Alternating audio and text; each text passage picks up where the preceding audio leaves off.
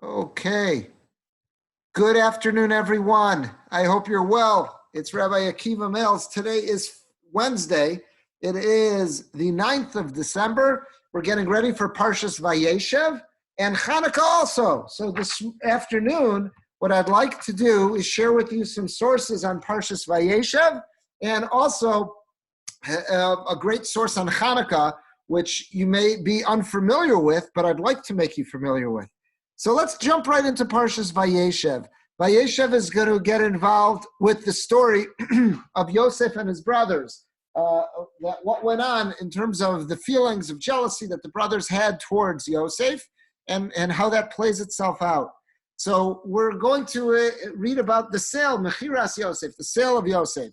Now, one thing just to remember, in the middle of, we're going to jump right into the story of the sale of Yosef by his brothers. Just to remember how the brothers' plan to deal with Yosef evolved. Yosef's brothers were out shepherding their flocks near Shechem. The father, Yaakov, wants to know how the brothers are doing and also how all the animals are doing. So he asks Yosef to go on a mission, a fact-finding mission, to find out just how they are. Yosef, despite the fact that he knows that his brothers do not have fond feelings for him, Yosef agrees to go on this mission. The pasuk tells us as he gets close to approaching them, initially the brothers feel, okay, we've got to knock him off. We've got to kill him because they viewed him as a rodef. They viewed him as an existential threat. Yosef had been coming back with all sorts of salacious reports and bad, incorrect reports about the brothers to the father, to Yaakov. And the brothers were nervous that Yosef was out to destroy them. He was out to try to paint them with a bad brush so that Yaakov would curse them and their whole futures, their whole destiny were on the line. Therefore, they, according to the commentaries, they had arrived at the conclusion that Yosef had the status of a rodef. A rodef is a pursuer. And a rodef, if someone is out to get someone, a person could act in a defensive manner and even perform a preemptive strike to get rid of that rodef. And that's what the brothers initially want to do with Yosef. They initially set him up that he is going to, they plant all sorts of booby traps. The pasuk says, Vayeisnaklu, that they set all sorts of traps to ensnare Yosef and to knock him off before he got close to them. But those traps did not work. And Yosef approaches them. Whereupon they say, okay, we're going to have to kill him with our own hands. And Reuven says, no, why would you kill him with your own hands? You're going to have to live with that trauma of having actually killed your brother with your own hands. I got a better idea. Let's throw him in a pit. We'll throw him in a pit and he'll die. Let nature take its course. He'll die of starvation and exposure in that pit. Nature will take its course, but we will not have to live with the fact that we killed our brother with our own hands. That's what Reuven convinces everyone. And the pasuk tells us about Reuven's intentions, that Reuven's real goal was that he wanted to retrieve Yosef from that pit and bring him back to his father. Reuven realized that as the Bechor, as the oldest, he would be the one who would be blamed for anything that would go wrong with Yosef.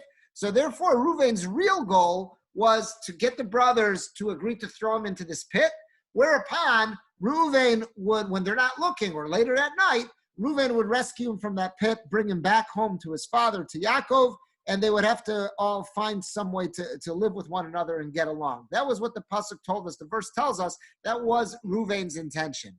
But Reuven, it seems, went away for a little bit, and we're going to see a commentary that explains where was he.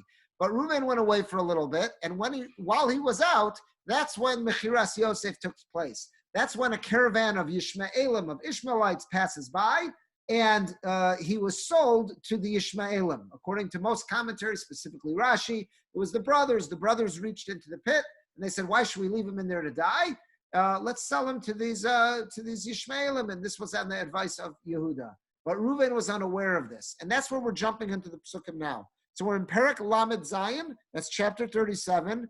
Reuven, again, in his mind, he had saved Yosef. He had convinced the brothers to throw him into this pit, and now he returns to the pit where he wants to extract. He wants to take Yosef out of that pit to bring him back to his father, and he sees the pit is empty.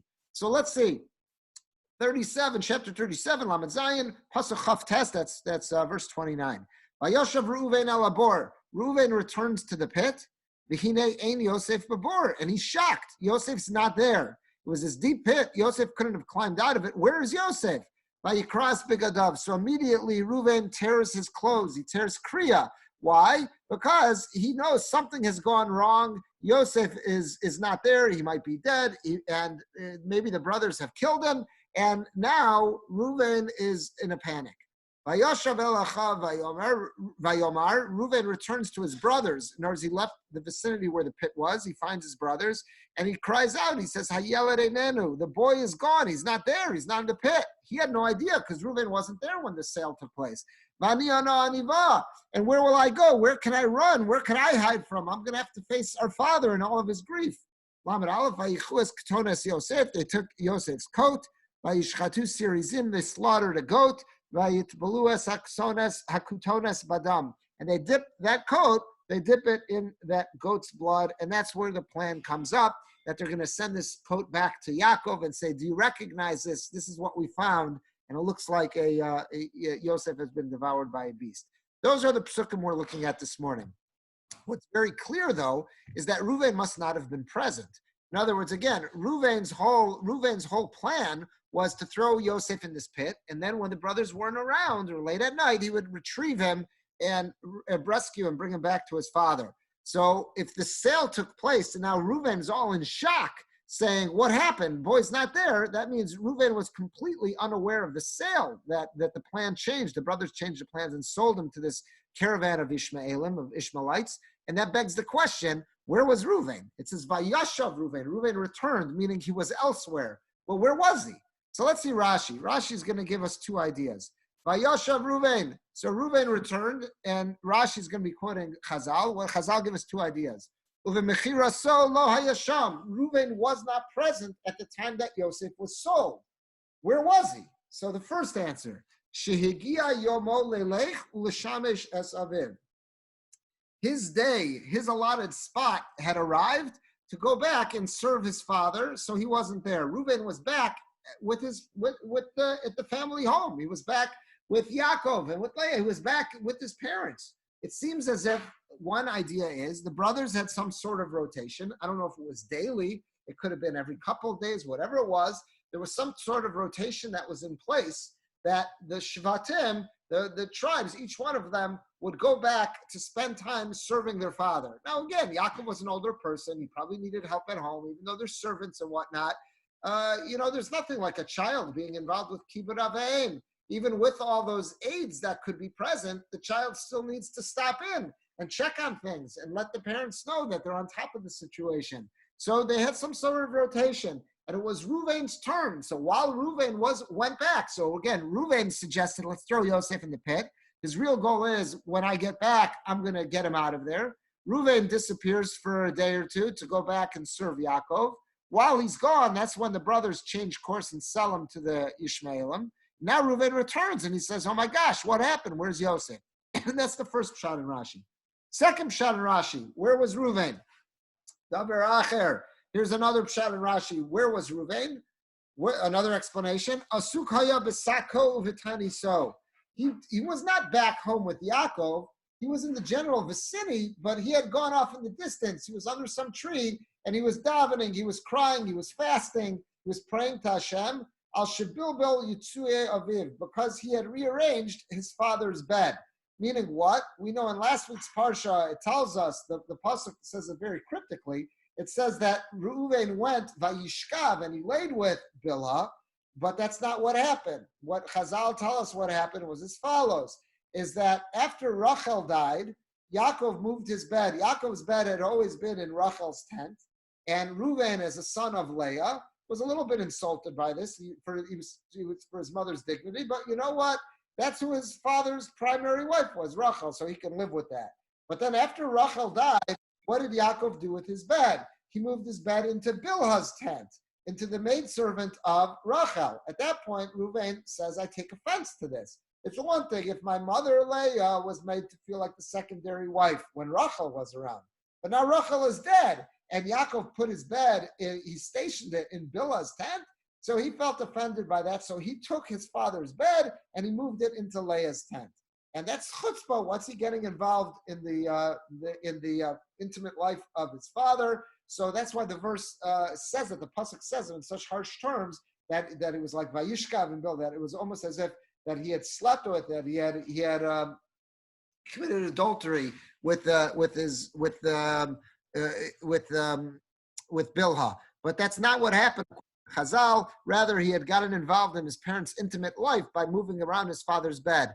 And it was wrong, and he was involved in teshuvah. So this is the second answer. The second answer Rashi gives, where was Reuven at the time the brothers decided to sell Yosef? The first answer was he was back with Yaakov. It was his turn to serve Yaakov, so he was doing kibbut avayim.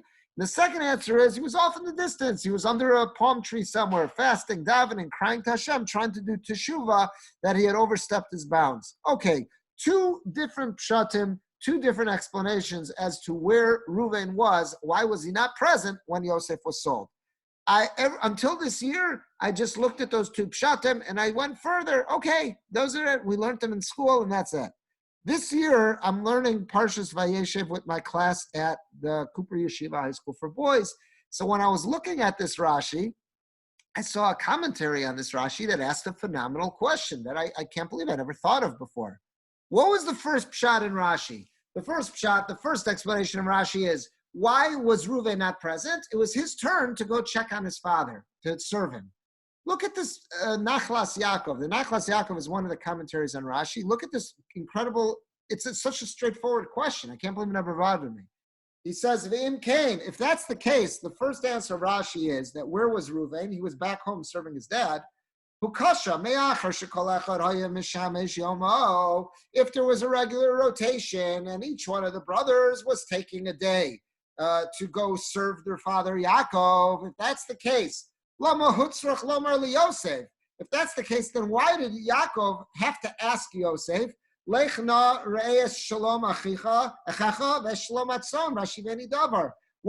Yaakov make this extraordinary request of Yosef to go into harm's way, to leave his parents' comfortable home, and to go on this long journey to go check on the brothers in Shechem, when the father knows that the brothers don't have the strongest feelings of love to Yosef? He didn't realize how bad it was, but he knows that they don't love him. Why did he send Yosef on this mission? If the brothers are coming back at regular intervals, he says, Vahayo kol echad haya magid lo biyomo. Any one of the brothers could have given Yaakov a status report, could have given him all the facts that he wanted when it was their day to serve. Just wait a couple days till Naphtali comes, Yisachar, Zebulun, whoever comes, Shimon, Levi, Yehuda, whoever comes next. Ask them, say, I want a report. How's everyone doing? And how are the animals doing? He could have gotten, if this is the first answer of Rashi was that Reuven wasn't present because it was his turn on the rotation to go serve. Okay, now that you told me there's a rotation, so then why did Yaakov send Yosef in the first place and put him in harm's way? Good question. So let's look at the Nachlas Yaakov's answer. He says, "V'tzarach lidchok." What are we forced to say? Now, whenever in learning you see the expression lidchok or dochek, it's a forced answer. It means we're compelled to say this, but the one who's offering it acknowledges it might not be the best answer, the most satisfying answer, but this seems to be what we're compelled to say. So he says, "V'tzarach lidchok." So what are we compelled to say? Shelo haya ma'amin lahem. He didn't trust the other brothers as much as he trusted Yosef.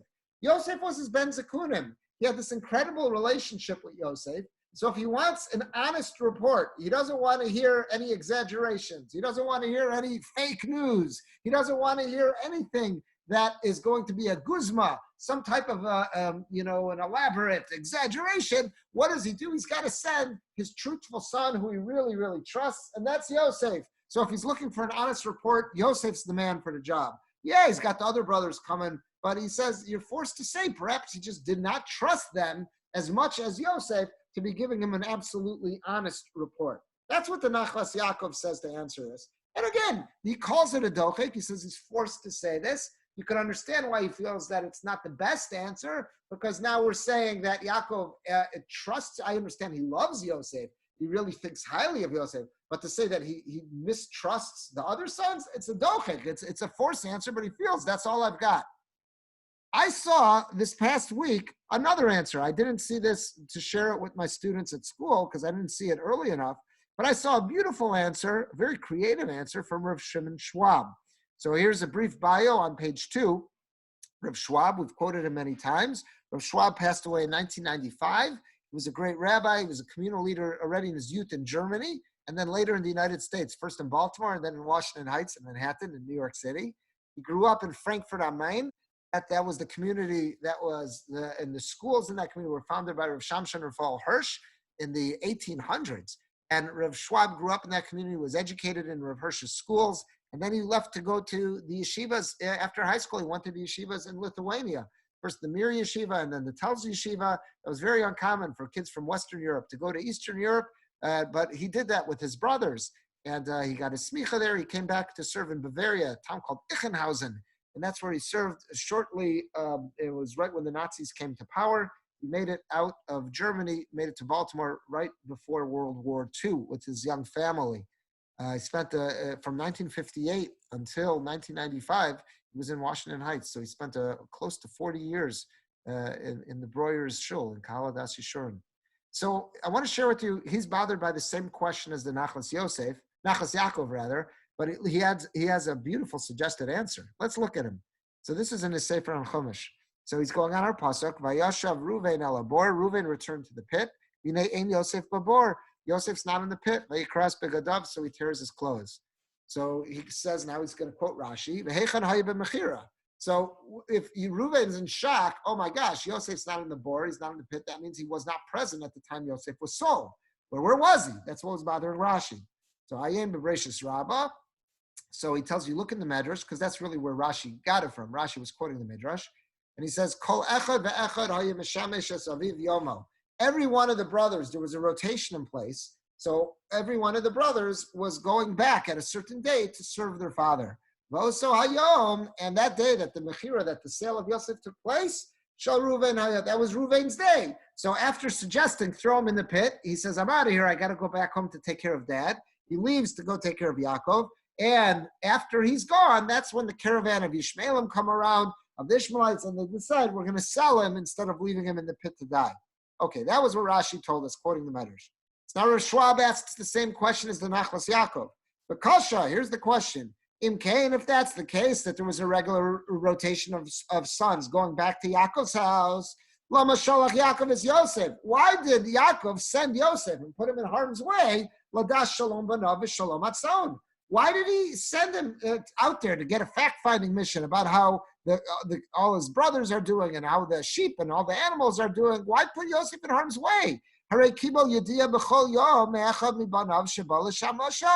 would get daily reports, if not daily, then however regular the rotation was, every couple of days, whatever it was, he was getting regular reports from the brothers who were coming in. So that's the same question as what the Nachlas Yaakov asked. Nachlas Yaakov answered with what he called the Dochek answer, which was that he didn't trust the others as much as he trusted Yosef. Let's see what Rav Schwab does. He has a beautiful suggestion. He says, V'ulai Shlomar, perhaps you can say, Shehine Yaakov tziva osam. What was the command? Yaakov ordered the sons, Shiru atzon b'Shechem. He told them, I want you to graze the animals, take them to the pastures of Shechem. But what happened when Yosef went to look for them in Shechem? Did he find them in Shechem? No. It said he was looking for them and he couldn't find them. And then finally he stumbles upon a person who asks him, what are you looking for? He says, I'm looking for my brothers. And this man tells him they went to Dosan. Dosana. They went to Dosan. If you ever in Alabama, there's a Dothan, Alabama. That's what Dothan is named after. Dothan, D-O-T-H-A-N, is named after Dotan. Dosan. That's in the Parsha this week. So he says that they were sent by Yaakov. Yaakov told them, I want you to graze with the animals in Shechem. But that man tells Yosef that they left Shechem and they're in Dosan, in Dotan. So that's what he says. Ulai Yishlomer. So Schwab says, perhaps this is how we can explain things.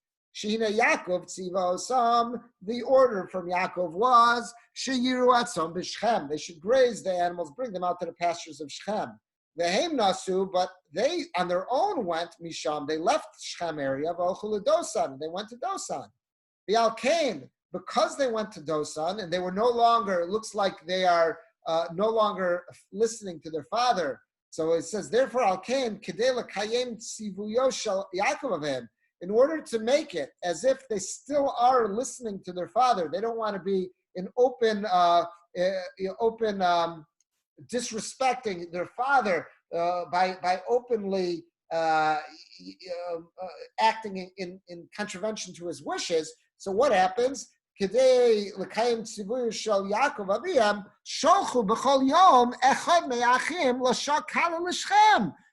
were the regular rotation wasn't sending one of the brothers to go back home to take care of dad. Because you're right, if they were going back home to take care of dad, then Yaakov could have just asked them for a status report. He wouldn't have had to send Yosef. What did the Medrash mean when he says there was a daily rotation or every couple of days to go back and take care of their father? It didn't mean go back home and take care of their father. Rather, what were they doing on a daily basis? There was a rotation of brothers that every day one of us should be present in Shechem. By being in Shechem, it comes off that we are obeying our father's wishes. They were nervous. We don't want to have it said on us that we are openly disobeying our father's wishes. So how do they get around that? They're chachamim. They're very crafty people. So to make sure they're not openly disobeying their father's wishes, there's a daily rotation to go back to Shechem, not back to Yaakov's tent to take care of him, but to go to Shechem. And that way, you can never say we weren't following our orders. We were following orders every day. There was one of us, Dad told us to go to Shechem. One of us was in Shechem every day. By doing that, that's what the Medrash meant, that they were being mishamish, they were taking care of their father. Not that they were waiting on him hand and foot, not that they were there physically tending to his needs, but they were taking care every day to make certain they were obeying his wishes. The Yuvan Bezeh, this will explain,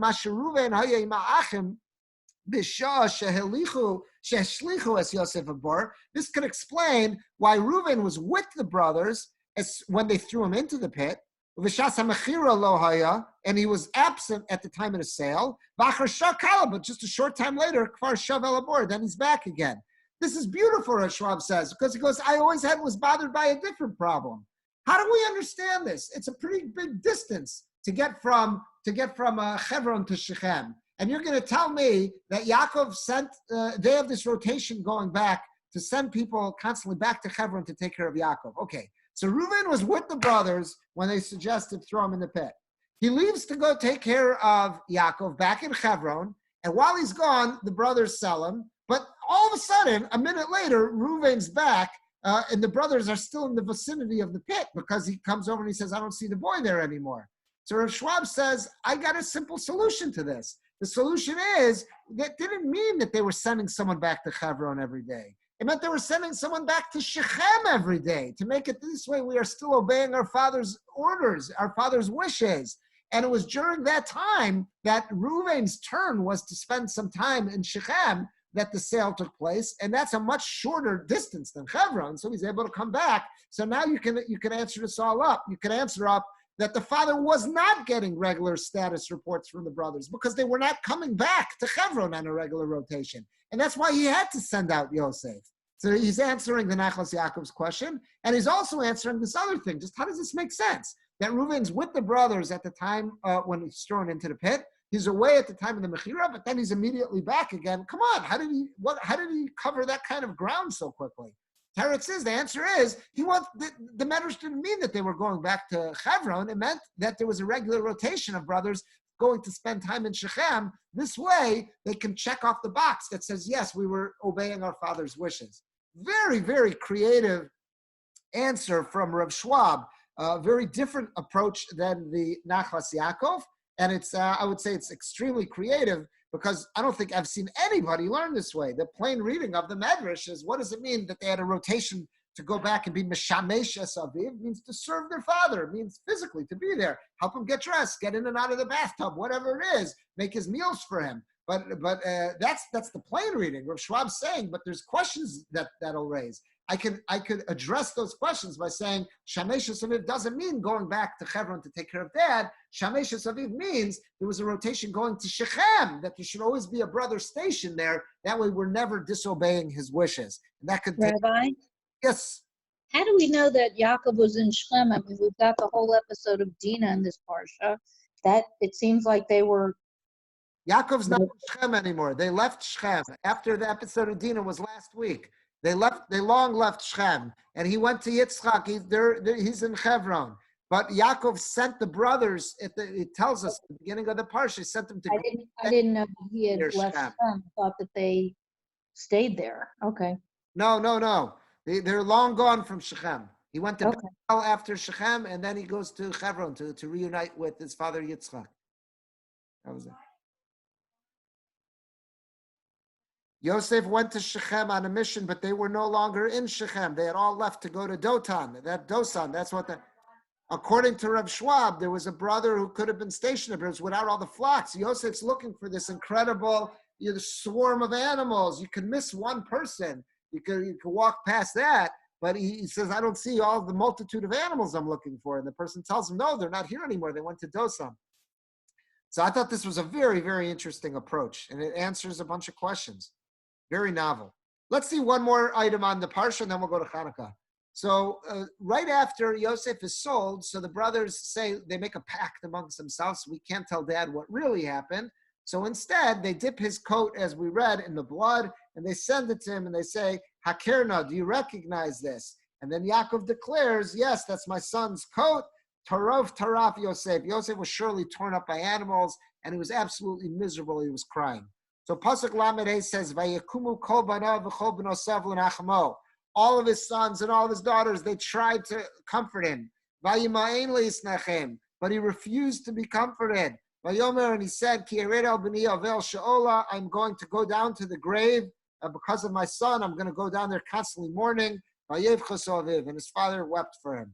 That's the pasuk tells you the sad, sad state that Yaakov was in. No matter what, no matter everyone's efforts, he could not find comfort.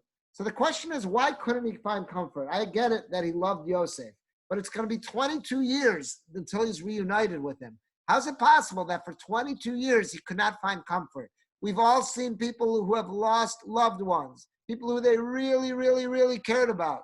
And even with the passage of time, they continue to miss that loved one. But that intense amount of grief that they initially felt, somehow or another gets lessened. What happened here with Yaakov?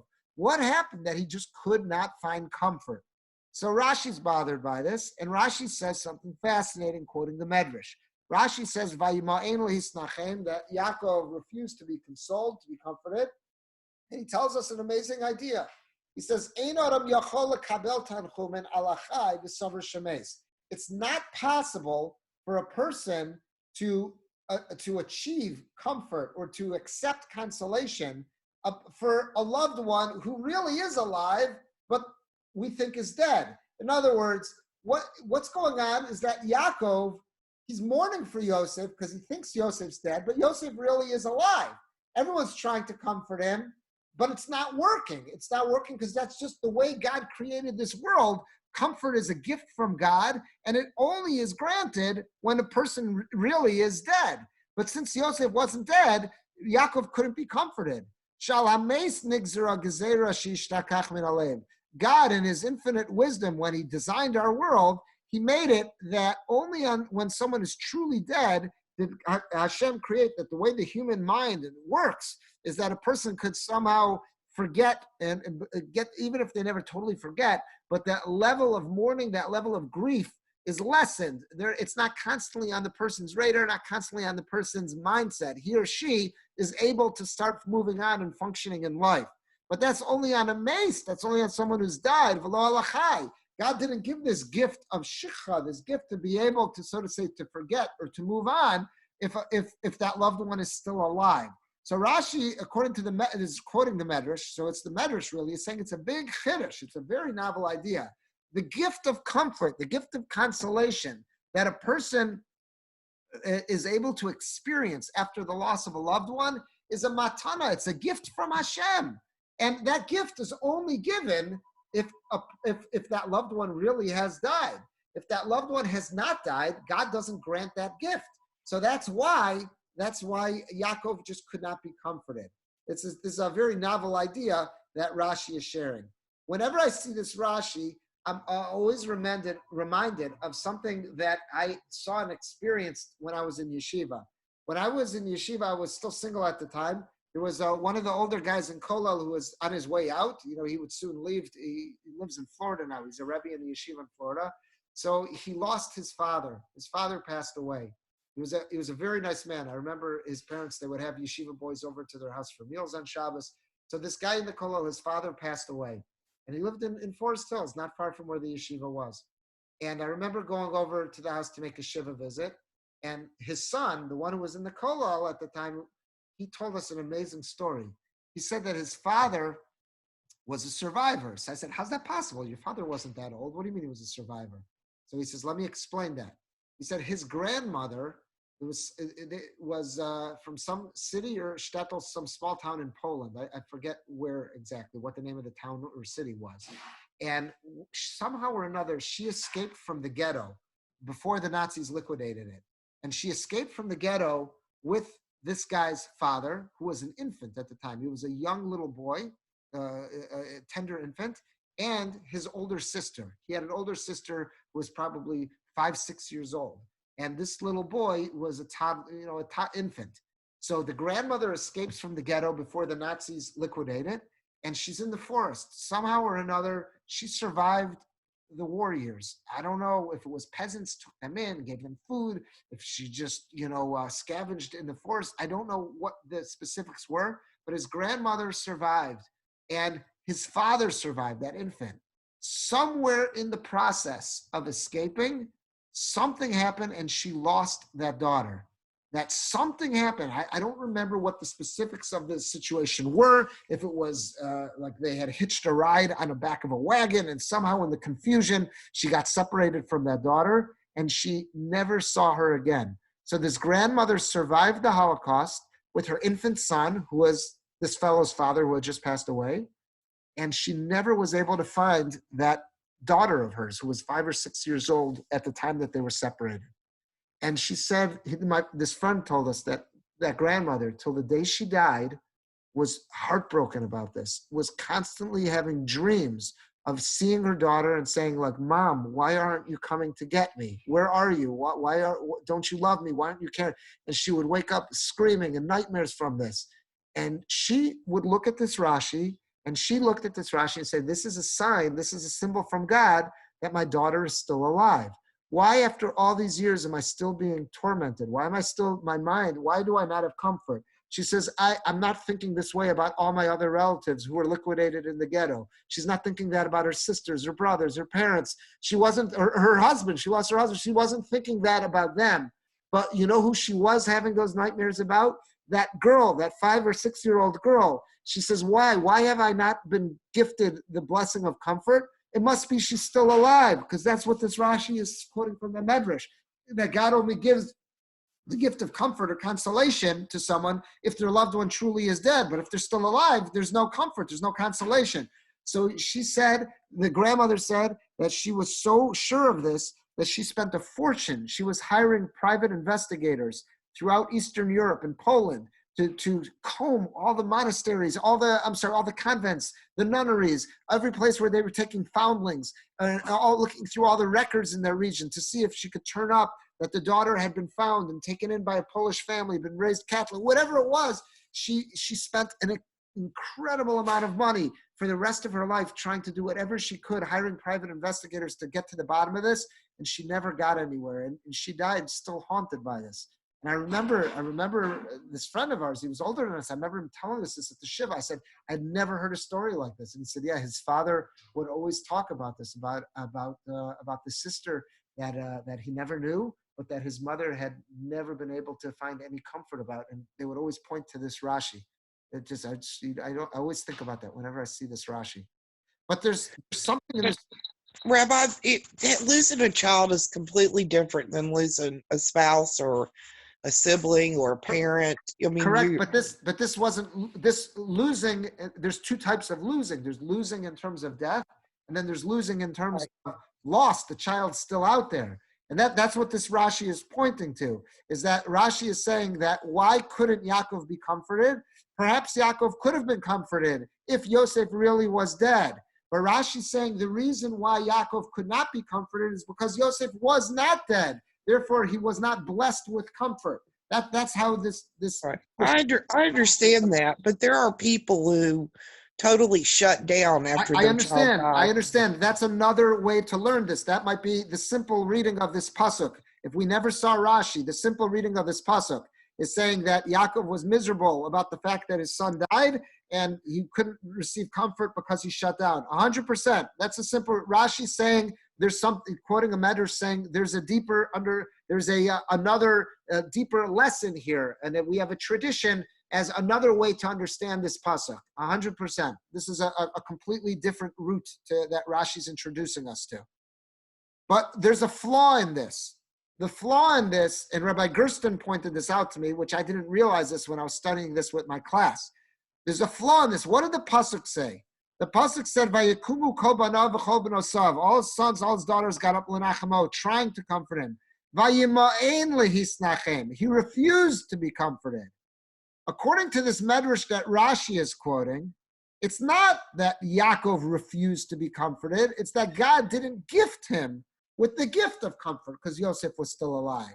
Vayimaen makes it sound as if Yaakov refused to be comforted, which would be more along Shira's approach, which is that here is a parent who's heartbroken because their child died. So Vayimaen does not, as interesting as Rashi's approach is, there's something that's a little bit sticky with that word Vayimaen. And based on that, I'm going to share with you one last commentary on the Parsha, and then we'll look at something on Chanukah. We're going to see the Chizkuni. The Chizkuni gives a much simpler reading to this pasuk. He says, "Vayimaen le'isnachem." Yaakov refused to be comforted. So if he's refusing, that implies that the ability for comfort was there, but Yaakov refused to take it. Why? Kesavur, he felt shenitrad b'pshiaso, that Yosef had gone down. Yosef had gotten lost, had been killed because of Yaakov's negligence. Shesholchu sham, because he sent him there. Yaakov couldn't find comfort. Why? He felt guilty. He said, it was my fault. I shouldn't have done that. I sent Yosef single-handedly off into the wilderness to look for his brothers, and a wild animal pounced on him. That's why he shut down. He shut down because he blamed himself. There's nothing worse than when a person feels they are to blame for the loss of a loved one, especially if it's a child. So that's the way the Chizkuni is saying this. It's not just that a child died and that's why he shut down. He shut down because he blamed himself. Imagine that guilt that a parent would have, feeling that in my act of negligence, whatever it was, imagine, I don't know, a parent feels they sent their kid on an errand to the store and said, take the car, but neglected. There had been the light had been on the dashboard for weeks saying check engine, and the parent never did anything about it. And now he takes the child out, and because of that check engine light, something goes horribly wrong. That guilt that parent would feel would be crippling. So the Chizkuni is saying that's what Yaakov was experiencing. The reason why he shut down was not just that he lost a child, but he lost a child and he blamed himself for it. That was what was so devastating here.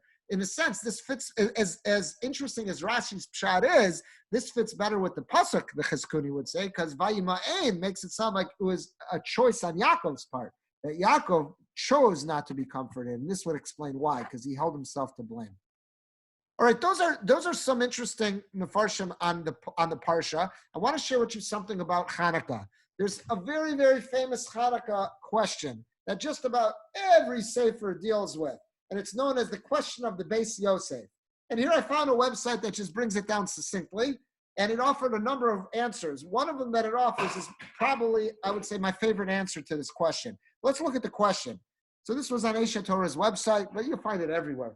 8 miraculous days. My daughter came home from school with this question. I don't have anybody to answer it.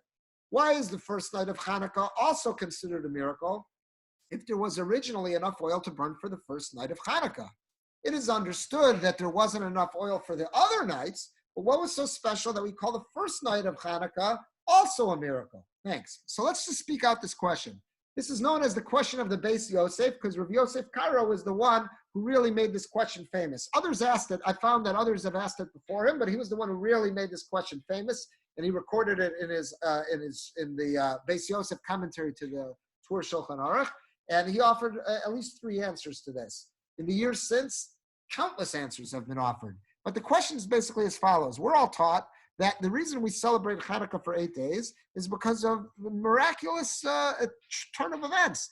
The Pach Shemen, that one canister of oil was discovered, which only had enough oil to burn in the menorah for 1 night, and miraculously it burned for 8 nights. So that's why we celebrate for 8 nights, 8 nights of nisim, of miracles.